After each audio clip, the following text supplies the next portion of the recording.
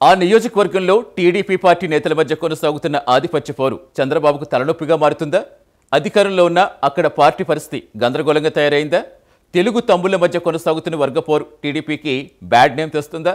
అక్కడ ఆ ఇద్దరు నేతల తీరు తెలుగు తమ్ముళ్లకు ఇబ్బందికరంగా మారుతుందా అంటే అవుననే సమాధానమే వస్తోంది.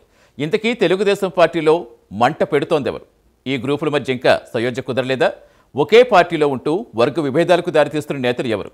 ఈ ఆధిపత్య పోరుకు పార్టీ అధ్యక్షుల వారు చెక్ పెడతారా? లేదా అసలు అక్కడి రాజకీయ పరిణామాలు ఎలా ఉన్నాయి? ఆ నియోజకవర్గంలో ఏం జరుగుతోంది?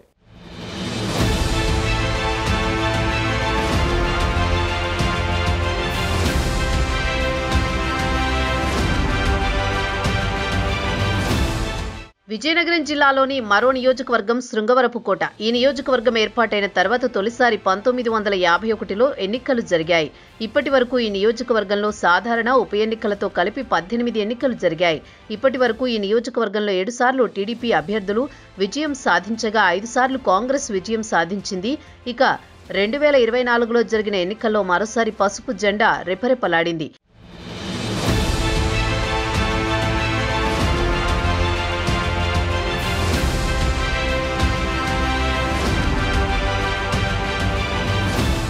అయితే విజయనగరం జిల్లా శృంగవరపుకోట నియోజకవర్గం ఒకప్పుడు టీడీపీకి కంచుకోట. సైకిల్ పార్టీ ఆవిర్భావం తర్వాత కోళ్ల అప్పలనాయుడు కుటుంబం పార్టీకి బలమైన పునాది వేసింది. 2024 ఎన్నికల్లో అదే కుటుంబానికి చెందిన కోళ్ల లలిత కుమారి ఎమ్మెల్యేగా విజయం సాధించారు. అయితే 2024 ఎన్నికల్లో టీడీపీ పార్టీ అభ్యర్థి ఎంపిక విషయం ఎంతో ఆసక్తి రగిలించింది. లలిత కుమారితో పాటు గొంప కృష్ణ కూడా టికెట్ కోసం ప్రయత్నించడమే ఉత్కంఠకు కారణం. అయితే అధిష్టానం లలిత కుమారికి టికెట్ కేటాయించడం గొంప కృష్ణ అలకకు కారణమైంది.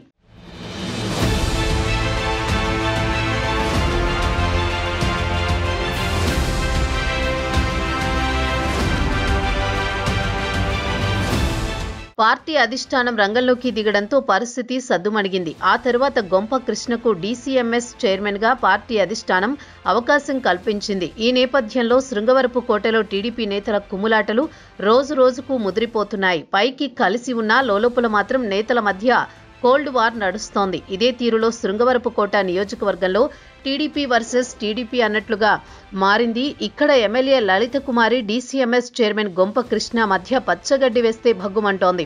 నియోజకవర్గంలో 2 పవర్ సెంటర్లు ఏర్పడ్డాయి. పార్టీ కార్యక్రమాలలో, ప్రభుత్వ కార్యక్రమాల్లో ఒకే వేదికపై ఇద్దరు నాయకులు కనిపించడం అనేది తగ్గింది. ఎంపీ భరత్ వచ్చిన సందర్భంలో మాత్రం ఇద్దరు నాయకులు ఆయా కార్యక్రమాలలో పాల్గొంటున్నారు. ఈ పరిస్థితి గమనించిన కార్యకర్తలు సైతం అయోమయంలో పడ్డారు.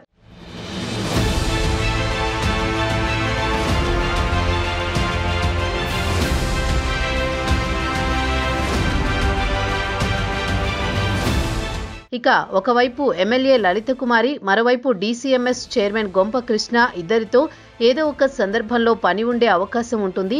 దీంతో ఎవరి దగ్గరకు వెళ్లినా మరొకరికి దూరమవుతారనే ఆందోళన క్యాడర్లో నెలకొంది. ఇక నియోజకవర్గంలో పార్టీ పరంగా కానీ ఇతరత్రా పదవులేమైనా కావాలంటే ఎమ్మెల్యే కూడా ఆశీస్సులు ఉండాలని ఎరిగిన నాయకులు ఎమ్మెల్యే పక్షం వహిస్తున్నారు. ఒకే పార్టీలో ఉంటూ చెరోదారి లేకుంటే ఇబ్బందులే ఉండవనేది సగటు కార్యకర్తల భావన.